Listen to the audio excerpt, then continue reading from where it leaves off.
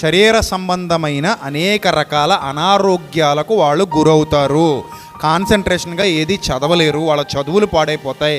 చదువులు పాడైపోయింటే భవిష్యత్తు పాడైపోద్ది. సో మీరు సెల్ ఫోన్ ఇవ్వడం వల్ల పిల్లల జీవితాల్లో ఇన్ని అనర్థాలు చోటు చేసుకుంటాయి. ఎందుకంటే వాళ్ళకి ఏం చూడాలో ఏం చూడకూడదో తెలియని వయసు అది. మీకు అర్థమైందా? ఏం చూడాలో ఏం చూడకూడదో తెలియని వయసు. ఎంత ఎదిగి ఎద్దుల్లా తయారయ్యాం, మనకే తెలియట్లేదు ఏం చూడాలో ఏం చూడకూడదో. ఏది పడితే అది చూస్తున్నారు ఇప్పుడు. అవునా కాదు చెప్పండి?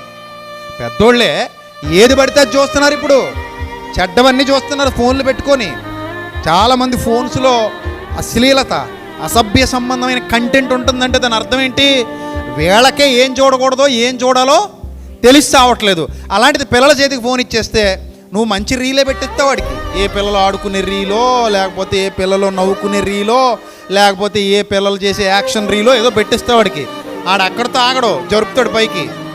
జరిపితే ఆ జరిపేటప్పుడు ఏం వస్తాయో కూడా తెలీదు.